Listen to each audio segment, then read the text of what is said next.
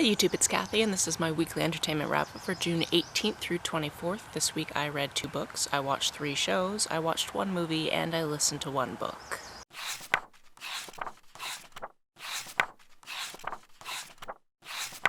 Like with all my videos, this one has captions, so if the sounds of being outside are getting to you, maybe throw those on so you can understand what I'm saying. I don't know how bad it's going to be, but the bird is definitely going to be a little bit loud, and there's also a highway just over yonder, so do what you need to do.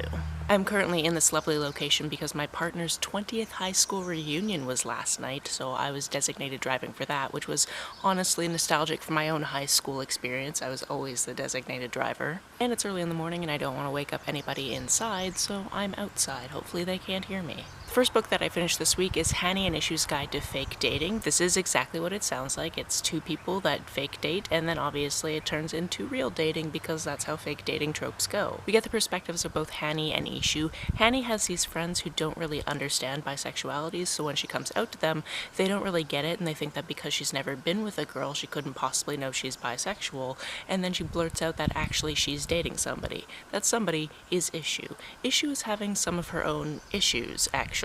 There's kind of a bomb dropped on her parents by her older sister, and because of that she feels like she needs to be absolutely completely perfect, which is something she's always felt like, and she figures that if she dates Hani, who is very popular, she might be in the running for head girl, which will look really good on her college applications. As is the norm, they come out with some rules on how to do this so that they can both get what they want out of this, and then they realize they actually both like each other. There were a few things in this that didn't really resolve for me, and that was a little bit disappointing, but overall, it was a cute tale. I enjoyed getting to know these characters. It was also nice to be back in Dublin because I used to live in Dublin, so when they'd be like, let's meet up at Dundrum, I'm like, that's the shopping centre I used to work at, neat. Or they talk about going on the Lewis, I'm like, yes, it's Irish for speed, but those trams are very slow.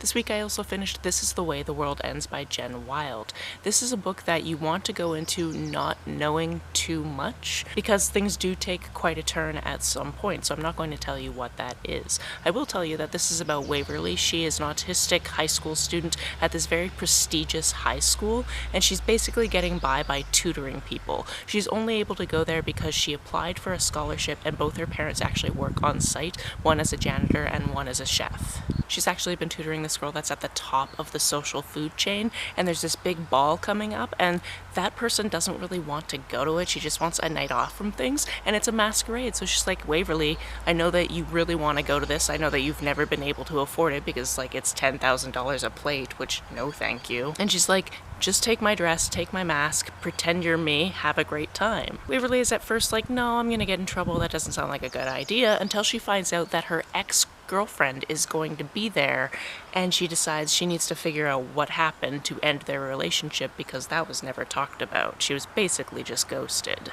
I've really enjoyed everything I've ever read by Jen Wilde. That includes books that you're probably familiar with, as well as a trilogy of books that were written before she moved to the States, if I'm correct. So check out her writing. They are based in New York now. She is just such an adorable human being. She actually did the avatar for my channel. She drew that for me, which was just so exciting at the time, and I still love it. On to what I watched this week. I finished the 15th season of Drag Race, so I finally knew who won that season, and it was very well deserved. Going into the final battle, I was okay with either of those 2 winning, and then just based on that performance, it had to be who won, because the other person couldn't compare to that performance, just couldn't, even though she was actually my favorite up until that point. Oh, there's a water delivery on the other side of the house, so if you're hearing big truck noises, that's why. I also started watching the 8th season of Drag Race All-Stars because somebody I know is on the season, so I was like, okay, I have to get into this before I'm gonna get spoiled by it over Instagram or something like that. And this season is interesting because the queens that are voted off are now entered into something called the Fame Game, so based on what they would have wore for certain categories and whatever else they want to put on their Instagram after things have aired. Basically, the fans get to vote on somebody who is going to also get a prize, which I think is pretty cool. I'm only 2 episodes in, so I don't really have all that much to say yet. We also watched the last 2 episodes in the 6th season of Black Mirror. As I said last week, it's a self-contained show, so each episode is completely different, and as always, these are very, very fun. It's especially fun if your roommate is testing out some edibles and decides to watch an episode of Black Mirror and you're like, I wonder how your sleep is going to be directly after this. Apparently, it wasn't great, but it ended up being okay eventually. I enjoy that this show is just such a giant production, and I'm looking forward to, you know, eventually maybe getting more episodes if those are coming our way in years from now. The movie we watched this week is called Good on Paper. It's about this woman who is a stand-up comedian, and she's played by a woman who is a stand-up comedian, and she's living in, I believe, Los Angeles, and her best friend is actually played by Margaret Cho, who follows me on Twitter. It happened years ago, and it hasn't been rescinded, and I don't know why, and I'm okay with it, because Margaret Cho is amazing.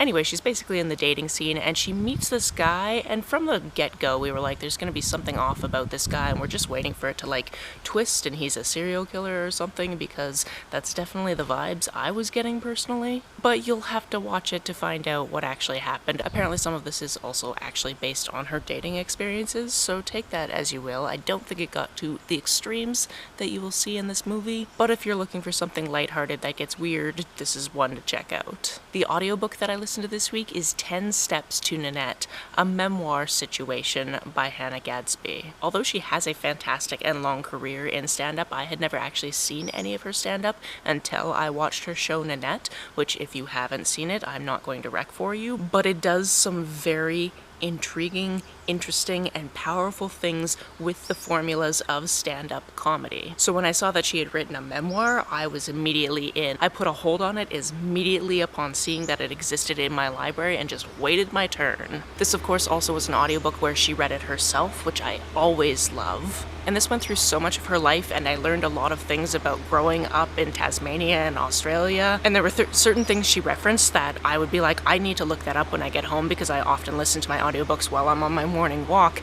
and then I would get home and obviously forget to look it up. So there are certain adverts from the time frame that I want to look up just so I can basically hate on them, because there was a lot of homophobia at the time, as is the historical tradition. I find her so fascinating and interesting, and I would love to see some of her other comedy things. I've also seen Douglas, but other than that, I don't think I've seen any of her other stand-up, and I would absolutely love to. I would really love if I could get through filming a video without my camera dying on me. There's definitely something wrong with my batteries, because they keep saying they're fully charged, and then it dies in the middle of a sentence and completely shuts off. Anyway, I'm so mad at my camera, I can't remember the sentence I was saying to end my talking about 10 Steps to Nanette, so I'm just going to say that it was a wonderful listening experience. It was very heartfelt. Look up trigger warnings ahead of time if you need those, because this definitely has some. And go support interesting live performances now that we can do that again, if it's safe to do so, where you are and how you're doing it. And if not, check out stand-up performances that exist online, on Netflix, on streaming services, on the internet. That's it for this week. If you've read, watched, or listened to any of these, let me know about it down in the comments below. On the way down to the comments, if you hit that subscribe button, that would be very nice of you.